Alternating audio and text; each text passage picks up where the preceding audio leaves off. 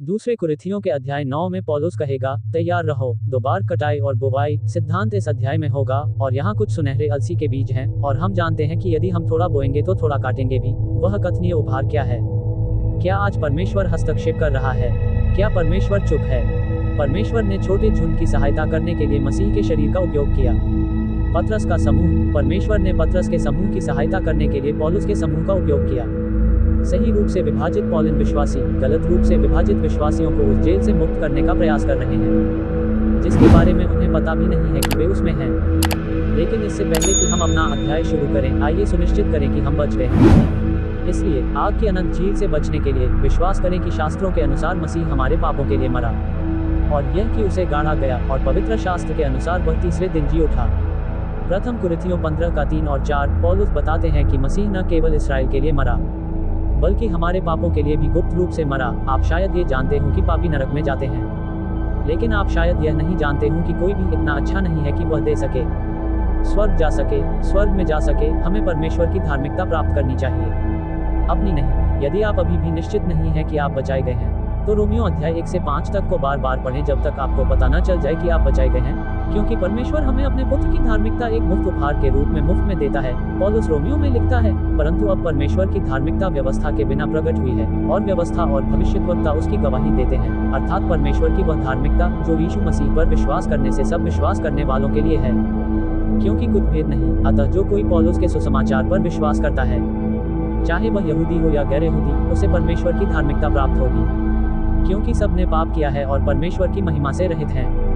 ऐसा इसलिए क्योंकि हम सभी पापी हैं, हम में परमेश्वर की धार्मिकता का अभाव है, और यही हमारी जरूरत है, और उसके अनुग्रह से उस छुटकारे के द्वारा जो मसीह यीशु में है, सेंत में धर्मी ठहराए जाते हैं। अतः हमें न्यायोचित या धर्मी घोषित किया जाता है। परमेश्वर के अनुग्रह से छुटकारे के द्वारा स्वतंत्र रूप से धर्मी बनो। उसने हमारे पापों का मूल्य अपने लहू से चुकाया, अर्थात मसीह यीशु में, जिसे परमेश्वर ने उसके लोहू के कारण एक प्रायश्चित या पूरी तरह से संतुष्टि देने वाला बलिदान ठहराया, कि उसकी धार्मिकता प्रकट हो। अतः परमेश्वर अपनी धार्मिकता की घोषणा कर रहा है, जो इतनी धार्मिक थी कि उसे हमारे द्वारा उसके पुत्र की धार्मिकता की आवश्यकता है, ताकि हम परमेश्वर की सहनशीलता के द्वारा पिछले पापों की क्षमा के लिए उसकी धार्मिकता को स्वीकार कर सकें। इसलिए परमेश्वर ने आदम, अब्राहम इत्यादि से लेकर अतीत में विश्वास करने वालों को मिटाने से परहेज किया, क्योंकि वह जानता था कि अपने पुत्र के पुनर्जीवित होने के बाद वह अपने पुत्रों को धार्मिकता दे सकता है।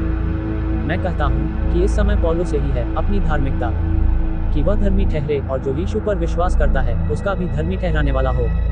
रोमियो 3 का 21 से 26 अतः परमेश्वर पिता बना रह सकता है, न्याय बना रह सकता है, और जो कोई यीशु पर विश्वास करता है उसे धर्मी ठहरा सकता है, क्योंकि वे पुत्र की धार्मिकता रखते हैं। परमेश्वर की सिद्ध धार्मिकता विश्वास से प्राप्त होती है, कार्यों से नहीं। यहाँ अब हम अपने अध्याय में प्रवेश कर रहे हैं, क्योंकि यरूशलेम में पवित्र लोगों अर्थात कंगाल पवित्र लोगों की सेवा के विषय में मेरे लिए आपको लिखना अनावश्यक है।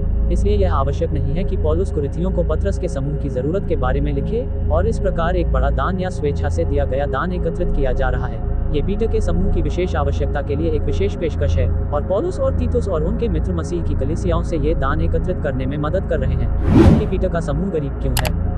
क्योंकि वे उस क्लेश की आशा कर रहे थे जब वे खरीद बिक्री नहीं कर सकेंगे, क्योंकि वे पशु की छाप नहीं ले सकते थे, और इसलिए उन्होंने अपना सब कुछ बेच दिया, जैसा कि मसीह ने स्वर्गारोहण से पहले उनसे कहा था, जब वे क्रूस पर मर गए थे और दफनाए गए थे और फिर जी उठे थे और 40 दिनों तक यहाँ रहे थे। और उसने कहा, तुम जानते हो, यरूशलेम में रहो और मैं पवित्र आत्मा भेजूंगा। और उसने पीटर के समूह पर ऐसा किया, और उन्होंने पृथ्वी पर राज्य में रहने में सक्षम होने का एक नया प्रस्ताव दिया। और जब उन्होंने सब कुछ बेचकर आपस में बांट लिया तो वे अब गरीब हो गए। परंतु परमेश्वर ने उस रहस्य को जो उसने गुप्त रखा था प्रविष्ट करके क्लेश में विलंब कर दिया या उसे बाधित कर दिया। अतः पवित्र आत्मा की निंदा के बाद, जो कि स्तिफनुस को पत्थरवाह करने की घटना थी, इस्राएल राष्ट्र अलग हो गया, और मसीह टासूस के शाऊल को, जिसे पौलुस के नाम से भी जाना जाता है, प्रेरितों के काम 9 में दमिश्क के मार्ग पर दिखाई दिया, और उसने उसे मसीह की एक देह के लिए अपना एक प्रेरित बना लिया। अनुग्रह के प्रबंध के दौरान यहूदी और गैर यहूदी दोनों स्वर्ग में रहने के लिए बचाए जा सकते हैं, और अब हम यीशु मसीह के एक और बार प्रकट होने की प्रतीक्षा कर रहे हैं, ताकि वह हमें स्वर्गारोहित कर ले और इस पृथ्वी पर किए गए कार्य के मूल्यांकन के लिए हमें मसीह के न्याय आसन के समक्ष ले जाए। और जब हम चले जाएंगे तब परमेश्वर क्लेश भेजेगा, याकूब के संकट के 7 वर्ष, और फिर उसका दूसरा आगमन होता है अपना 1000 वर्ष का राज्य स्थापित करने के लिए, क्योंकि बाइबल को बाइबल की पुस्तकों के क्रम के अनुसार व्यवस्थित किया गया है। उत्पत्ति से प्रेरितों के काम 9 तक भविष्यवाणी है, जहां राज्य के सुसमाचार का प्रचार किया गया था।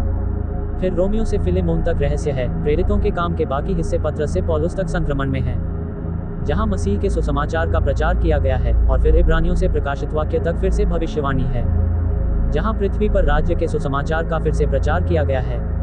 अतः हमारे युग के दौरान कोई वाचा नहीं है, कोई जल बपतिस्मा नहीं है, कोई खतना नहीं है, कोई आहार नियमों के अनुसार आवश्यक पर्व नहीं है, कोई यहूदी पर्व दिवस नहीं है, कोई पुराने नियम की भविष्यवाणियां पूरी नहीं हो रही हैं, कोई पुजारी या दशमांश नहीं है, कोई सबत का पालन नहीं है, कोई अलौकिक युद्ध या ईश्वर द्वारा शारीरिक हस्तक्षेप नहीं है।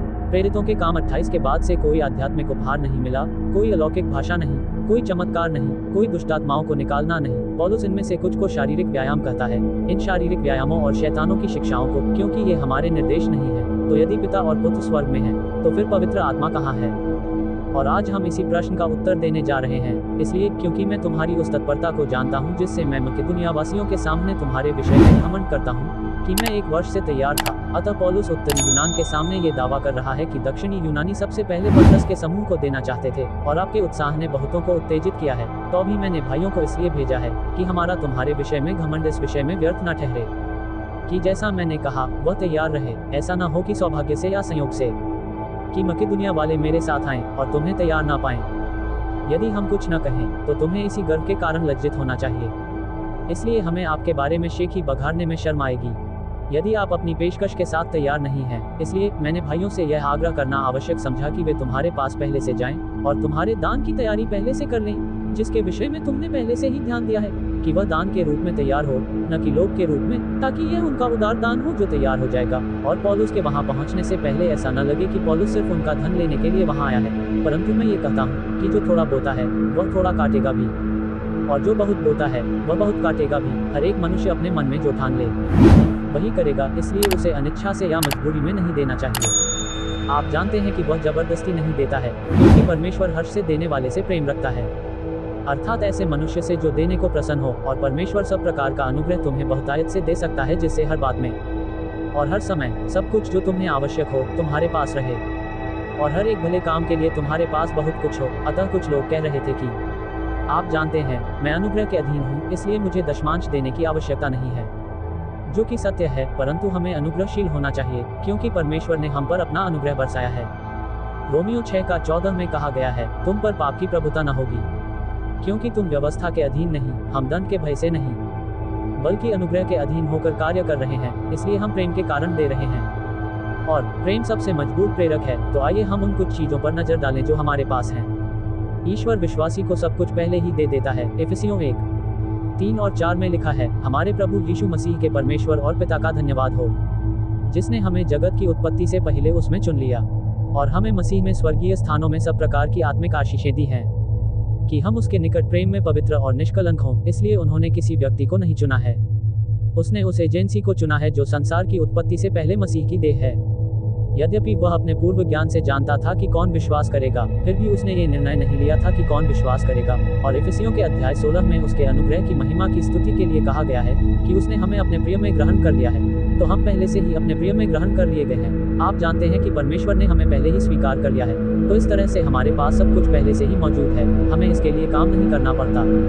और कुलुसियों 2:10 कहता है, और दोनों उसी में सिद्ध हो गए जो सारी प्रधानता और सामर्थ्य का शिरोमणि है। अतः एक बार जब हम में उसकी आत्मा आ जाती है तो हम उसमें पूर्ण हो जाते हैं। पौलुस ने पहले कुरिन्थियों में कहा, तुम क्या नहीं जानते कि तुम्हारी देह पवित्र आत्मा का मंदिर है जो तुम में बसा हुआ है।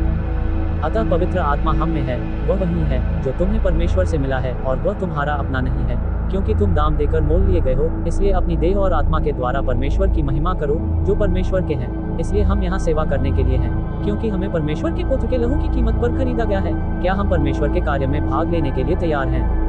परमेश्वर उन लोगों को इनाम देता है जो उसके काम में शामिल होते हैं। भौतिक रूप से दान देना वित्तीय दायित्वों के संबंध में हमारे प्रेम की ठोस अभिव्यक्ति है। सबसे पहले परिवार, फिर ईश्वर और फिर अन्य, क्योंकि जो व्यक्ति अपने परिवार की परवाह नहीं करता वह काफिर या अविश्वासी से भी बदतर हो सकता है। परमेश्वर हमें विश्वास करने, बाइबल पढ़ने, दान देने या उसकी सेवा करने के लिए मजबूर नहीं करता।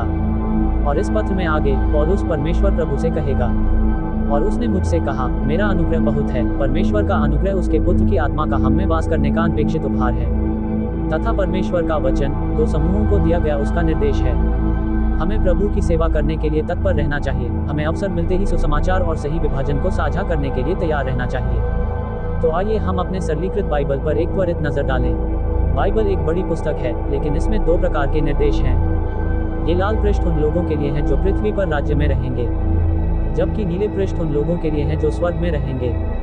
अतः संपूर्ण बाइबल हमारे लिए है, परंतु संपूर्ण बाइबल हमारे लिए या हमारे बारे में नहीं है। बाइबल का अधिकांश भाग राजा और पृथ्वी पर उसके राज्य के बारे में है, क्योंकि जितनी बातें पहले से लिखी गईं, वे हमारी ही शिक्षा के लिए लिखी गई हैं कि हम धीरज और पवित्र शास्त्र से शांति के द्वारा आशा रखें। रोमियो 15 अध्याय पद संख्या 4। तो ये सब हमारे लिए है। अतः उत्पत्ति से लेकर प्रेरितों के काम 9 तक इसराइल के लिए भविष्यवाणी है। तब पृथ्वी पर कौन रहेगा? रोमियो 2 में फिलेमोन मसीह की देह के लिए रहस्य है, जो स्वर्ग में रहेगा, और हम भी में रह रहे हैं। लेकिन अब वर्तमान में यह अतीत की बात है, फिर युगों बाद की बात है। हमारे बाद इब्रानियों को प्रकाशित वाक्य और इसराइल को और अधिक भविष्यवाणियां दी जाएंगी। हम पौलुस के दृष्टिकोण से बाइबल का सही ढंग से अध्ययन करते हैं, ये जानते हुए कि रोमियो से फिलेमोन तक की पुस्तकें ही हमारी जानकारी हैं। अतः बाइबल को सरल शब्दों में इस प्रकार लिखा जा सकता है: पत्रस, पौलुस, पुनः पत्रस, क्योंकि हमारे स्वर्गारोहण के बाद पत्रस के समूह के और अधिक लोग बचा लिए जाएंगे। तो आइए हम देखें कि जब मसीह दमिश्क के रास्ते पर पौलुस के सामने प्रकट हुआ तो उसने उससे क्या कहा, क्योंकि हम इन दो प्रकटीकरणों के बीच रह रहे हैं। मसीह का प्रेरितों के काम 9 में पौलुस को प्रकट होना और मसीह का हमें स्वर्गारोहित करने तथा मसीह के न्याय आसन के पास ले जाने के लिए प्रकट होना। परंतु उठ और अपने पांवों पर खड़ा हो, क्योंकि मैं तुझे इसलिए दर्शन दिया हूँ कि तुझे सेवक और गवाह ठहराऊं। ये दोनों बातें जो तूने देखी हैं, और वे भी जो मैं तुझे दर्शन दूंगा। अतः पौलुस ने पुनर्जीवित, स्वर्गारोहित, महिमावान प्रभु यीशु को देखा, और वह पौलुस के सामने कुछ और बार प्रकट होने वाला है। स्तिफनुस को पत्थरवाह करने के बाद पौलुस ने और अधिक रहस्योद्घाटन देते हुए कहा है कि तुझे यहूदियों और अन्य जातियों से बचा, जिनके पास अब मैं तुझे भेजता हूँ। अतः प्रेरितों के काम 9 में अनुग्रह के प्रबंध के दौरान पौलुस को खोए हुए अन्य जातियों के पास भेजा गया, क्योंकि यह प्रेरितों के काम 9 के विषय में बात कर रहा है कि उनकी आंखें खोलूं और उन्हें अंधकार से ज्योति की ओर और शैतान की शक्ति से परमेश्वर की ओर फेरूं, कि वे पापों की क्षमा और उन लोगों के बीच मीरास पाएं जो मुझ पर विश्वास करने से पवित्र हुए हैं। प्रेरितों के काम 26 का 16 से 18 तक। तो पौलुस के सामने विश्वास से कौन पवित्र किए गए? खैर, ये छोटा जुन था, वह था मसीह की पृथ्वी पर सेवकाई के दौरान 12 प्रेरितों को नियुक्त किया गया और उनसे कहा गया कि वे यरूशलेम में ही रहें। और पिन्तेकुस्त के दिन पवित्र आत्मा उन पर उतरा और उसका आत्मा उनमें आकर वे पवित्र हो गए। और पौलुस ने रोमियो 11 अध्याय पद संख्या 5 से 7 में इसके बारे में लिखा है। फिर भी इस समय जब पौलुस रोमियो को प्रेरितों के काम 20 का पद 3 में लिख रहा है, तो अनुग्रह से चुने हुए लोगों में से भी कुछ लोग शेष हैं। अतः यह अवशेष पत्रस का समूह है, क्योंकि वह समूहों के विषय में बात कर रहा है, और वह पत्रस के समूह का सदस्य था जिसे पृथ्वी पर परमेश्वर की सेवा करने के लिए चुना गया था। और यदि अनुग्रह से हुआ है तो फिर कर्मों से नहीं, अन्यथा अनुग्रह नहीं रह जाता। परंतु यदि यह कर्म है तो क्या यह अनुग्रह नहीं?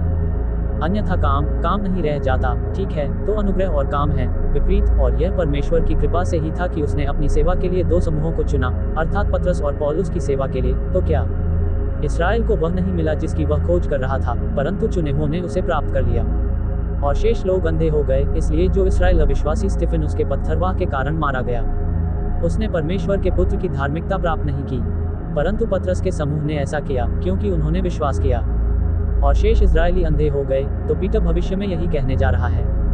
पत्रस लिखता है, इसलिए अपनी अपनी बुद्धि की कमर बांधकर सचेत रहो और अंत तक उस अनुग्रह की आशा रखो जो यीशु मसीह के प्रकट होने के समय तुम्हें मिलने वाला है। प्रथम पत्रस 1 का 13। अतः मसीह के दूसरे आगमन पर ये यीशु मसीह का प्रकाशन है, जिसका उल्लेख प्रकाशित वाक्य की पुस्तक में किया गया है, इब्रानियों से प्रकाशित वाक्य तक की पुस्तकों में कहा गया है। अतः अभी क्लेश में अस्थायी विलंब है। तो चलिए हम अपना अध्याय जारी रखते हैं। जैसा लिखा है, वह विदेश में फैल गया है, उसने गरीबों को दान दिया है, उसका धर्म सदा बना रहता है। अतः पौलुस भजन संहिता 1 का 12 को उद्धृत कर रहा है। उसने बांट दिया है, उसने गरीबों को दे दिया है, उसका धर्म सदा बना रहेगा, उसका सींग सम्मान के साथ ऊंचा किया जाएगा, इसलिए जिसने अपना धन गरीबों के साथ बांटा है, उसका धर्म सदा बना रहेगा। अरे हाँ, और जब हम पत्रस के बारे में पढ़ते हैं, जब उसने कहा अंत तक आशा रखो, तो ये क्लेश का अंत है। वैसे ठीक है, तो परमेश्वर विश्वासियों के माध्यम से अपना जीवन देता है, यही ईश्वरत्व का रहस्य है। प्रथम तीमुथियुस 3 का 16। अब वह जो विशाल बीज बोने वाले को देता है, वह तुम्हारे भोजन के लिए रोटी देता है और तुम्हारे बोए हुए बीज को बढ़ाता है और तुम्हारे धर्म के फल को बढ़ाता है। अतः परमेश्वर के पुत्र का आत्मा अपने वचन के द्वारा विश्वासियों में धार्मिकता के फल उत्पन्न करने के लिए कार्य कर रहा है। और इस संदर्भ में धार्मिकता का फल यह है कि पतरस के समूह को आर्थिक रूप से सब बातों में सब प्रकार की बहुतायत के साथ समृद्ध किया जाए, जिससे हमारे द्वारा परमेश्वर का धन्यवाद हो। ठीक है, तो मसीह हमारे माध्यम से, विश्वासियों के माध्यम से और विश्वासी के माध्यम से जीवित है। हम इस सेवा के प्रबंध के लिए परमेश्वर को धन्यवाद देते हैं, जो न केवल पवित्र लोगों की आवश्यकताओं को पूरा करती है, अपितु परमेश्वर को बहुत धन्यवाद देने से भी भरपूर होती है, क्योंकि इस सेवा के द्वारा वे मसीह के सुसमाचार के प्रति आपकी अंगीकारित अधीनता और उनके साथ तथा सब मनुष्यों के साथ आपकी उदारतापूर्ण सहभागिता के कारण परमेश्वर की महिमा करते हैं। अतः पौलुस कह रहा है कि आप जानते हैं कि छोटा झुंड वह दिन है जब वे मसीह के सुसमाचार के प्रति आपकी घोषित अधीनता तथा उन्हें आपकी उदारतापूर्ण दानशीलता के कारण परमेश्वर की महिमा करेंगे। और आप जानते हैं, तब इसमें वे सभी लोग शामिल होते हैं जिन्हें हम सभी लोगों को दे सकते हैं, न कि केवल एक छोटे से समूह को। और वे तुम्हारे लिए जो प्रार्थना करते हैं उसके कारण जो तुम्हारे बहुत समय बाद तक होती रहेगी, इसलिए कि तुम में परमेश्वर का बड़ा अनुग्रह है और परमेश्वर का असीम अनुग्रह हम पर भी है। परमेश्वर को उसके अकथनीय उपहार के लिए धन्यवाद। तो फिर वह अकथनीय उपहार क्या है? कोई भी परमेश्वर से अधिक नहीं दे सकता। ईश्वर दाता है। उसने क्रूस पर अपना जीवन दे दिया ताकि वह दोनों समूहों के विश्वासियों के लिए अपना जीवन दे सके। जिसने अपने पुत्र को भी नहीं छोड़ा बल्कि उसे हम सब के लिए दे दिया, वह उसके साथ हमें सब कुछ क्यों कर न देगा। रोमियो 8:32 यदि परमेश्वर ने हमें अपना सर्वोत्तम दे दिया है जो कि उसका पुत्र था, तो क्या वह हमसे कुछ भी छिपाएगा। अब यहाँ 4 कारण दिए गए हैं कि उनका उपहार परमेश्वर को धन्य करेगा। पतरस के समूह ने पौलुस के समूह के मसीह के सुसमाचार में विश्वास के कारण परमेश्वर की महिमा की। पौलुस को परमेश्वर के अनुग्रह के सुसमाचार की गवाही देने की आशा थी। प्रेरितों के काम 20:24 में जब वह यरूशलेम पहुंचा, तो 3 जरूरतमंद संतों ने अन्य जातियों के माध्यम से परमेश्वर के अनुग्रह के लिए प्रार्थना में उसे धन्यवाद दिया, और इस बात के लिए कि वे अधिक आभारी होंगे और पौलुस की सेवकाई में बाधा डालने की संभावना कम होगी। अब परमेश्वर क्या कर रहा है? ईश्वर शरीर निर्माण करता है, राष्ट्र निर्माण नहीं। परमेश्वर एक समय में एक व्यक्ति के द्वारा मसीह के शरीर का निर्माण कर रहा है। तो आइए इस अवर्णनीय उपहार के बारे में और अधिक बात करने से पहले ये सुनिश्चित कर लें कि हमने कुछ भी नहीं छोड़ा है। यदि कोई व्यक्ति निराश्रित है और परमेश्वर की इच्छा पूरी कर रहा है, तो उसे आर्थिक रूप से आशीर्वाद देना उचित है। देने से परमेश्वर की महिमा होती है। आज परमेश्वर शारीरिक रूप से हस्तक्षेप नहीं कर रहा है, बल्कि वह आत्मिक रूप से हस्तक्षेप कर रहा है। परमेश्वर ने मसीह विश्वासियों के हृदय में छोटे झुंड को देने की इच्छा डाली। पौलुस यह नहीं कहता कि परमेश्वर हमें शारीरिक रूप से आशीष देने के लिए बाध्य है, बल्कि वह हमें सारा अनुग्रह, आत्मा की सामर्थ्य प्रदान करने में सक्षम है। अन्य लोगों ने भी ऐसा ही किया। चर्च भी समर्थन, सहायता और सहयोग करते हैं। पौलुस, क्या परमेश्वर ने आज हमारे दिल में दूसरों की मदद करने की इच्छा डाली है? हाँ, तो क्या परमेश्वर आध्यात्मिक रूप से काम कर रहा है? हाँ, पौलुस चाहता था कि कुरिन्थ के लोग उदारता से दान दें, क्योंकि परमेश्वर ने उन्हें आत्मिक रूप से आशीष दी थी। वह कथनीय उपहार परमेश्वर का पुत्र है, जिसने मुझसे प्रेम किया और मेरे लिए अपने आप को और मुझ में अपना जीवन दे दिया। तो आप देखिए, ये 2 भागों जैसा है। परमेश्वर का पुत्र स्वयं ही एक कथनीय उपहार है, परंतु इसका दूसरा भाग यह है कि वह अपना जीवन मुझे दे रहा है और मुझ में निवास कर रहा है, क्योंकि मसीह मुझ में जीवित है। गलातियों 2:20 हम शैतान के अत्यंत पापी, स्वार्थी गुलाम थे, और फिर भी हमारे प्रति उसका प्रेम अतुलनीय था। आओ राष्ट्रों की अभिलाषा, आओ हम में अपना विनम्र घर स्थापित करो। उठना, महिला विजय प्राप्त कर रही है। समुद्र, हम में सर्प का सिर और उसका स्वरूप कुचल डालो। अब छवि के स्थान पर एक चेहरा अंकित है, कहा मैं ऊपर से हूँ। पढ़ना, हमें अपने प्रेम में रख। चार्ल्स वेस्ली विश्वास के द्वारा औचित्य को समझते थे। वह हॉफ द हेरल्ड था। ठीक है, तो आप उसे उसकी आत्मा का फल दे रहे हैं। पौलुस आप में उसकी धार्मिकता के विषय में कह रहा है। किसी ने कभी नहीं सोचा होगा कि पिता से उसके इकलौते पुत्र यीशु की बलि देने के लिए कहा जाएगा। परमेश्वर अपने पुत्र की धार्मिक आत्मा को मुफ्त उपहार के रूप में उन सभी को दे रहा है जो उद्धार करने वाले सुसमाचार पर विश्वास करते हैं। यह एक मुफ्त उपहार है। क्या आप इसे स्वीकार करेंगे या अस्वीकार करेंगे? जब हम विश्वास करते हैं कि मसीह हमारे पापों के लिए मरा, दफनाया गया और फिर से जी उठा, तो हम उसकी धार्मिकता, उसकी आत्मा को प्राप्त करते हैं। ये कितना अद्भुत लेन देन है। हमारे उद्धारकर्ता यीशु मसीह ने हमें बचाने में कोई छोटा रास्ता नहीं अपनाया, बल्कि एक कीड़ा बन गया और हमारे लिए दूसरी मृत्यु का अनुभव किया, ताकि हमें ऐसा करने की आवश्यकता न पड़े। परंतु मैं तो कीड़ा हूँ, मनुष्य नहीं। मनुष्यों की ओर से तो मैं निंदित और लोगों की ओर से तुच्छ जाना गया हूँ। भजन 22:6 यही बात मसीह ने क्रूस पर कही थी। मैं मसीह के साथ क्रूस पर चढ़ाया गया हूँ। फिर भी मैं जीता हूँ तो भी मैं नहीं, वरन मसीह मुझ में जीवित है। और मैं शरीर में अब जो जीवन जीता हूँ वह जीवित है, मैं परमेश्वर के पुत्र पर विश्वास करके जीवित हूँ, जिसने मुझसे प्रेम किया और मेरे लिए अपने आप को दे दिया। पौलुस गलातियों 2:20 में यही कहता है। अतः एक बार जब हम मसीह के साथ क्रूस पर चढ़ा दिए गए, तो परमेश्वर हमें मसीह के साथ क्रूस पर चढ़ा हुआ मानता है, और वह हमें अपने साथ गाड़े जाने और जी उठने की बात मानता है। तब हमारे अंदर मसीह का जीवन है, मसीह मुझ में रहता है, इसलिए आप जानते हैं हम हैं, तब परमेश्वर हमें धर्मी ठहरा सकता है। अतः विश्वास के द्वारा धर्मी ठहराए जाने के कारण, क्योंकि हमने सुसमाचार पर विश्वास किया। हमारे प्रभु यीशु मसीह के द्वारा परमेश्वर के साथ हमारी शांति है। रोमियो 5:1 अब हम शांति पा सकते हैं क्योंकि कोई भी उसकी आत्मा को हमसे दूर नहीं कर सकता। ये हमारे अंदर का मसीह ही है जो दूसरों को ये कहने पर मजबूर करता है कि उस मसीही में कुछ ऐसा है जो मैं चाहता हूँ। परमेश्वर ने कहा कि वह हमारी परेशानियों में हमारे साथ रहेगा, उन्हें दूर नहीं करेगा। यीशु मसीह हमारा उद्धार करता है और उसने पौलुस को हमारा प्रेरित बनाया। पौलुस ने बदले में कुछ भी पाने की आशा किए बिना दिया, और हमें भी ऐसा ही करना चाहिए। यह एक मिड एक्स पॉलिन डिस्पेंसेशनल बाइबल अध्ययन रहा है। ये पेंटिकोस्टलिज्म नहीं है और हमारे पास आपकी मदद के लिए कुछ किताबें हैं।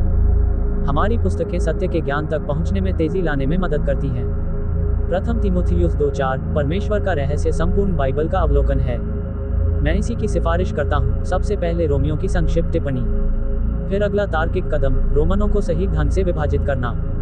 अध्ययन मार्गदर्शिका रोमियो पर भी एक टिप्पणी है। फिर आप पौलुस के सभी पत्रों को पढ़ेंगे।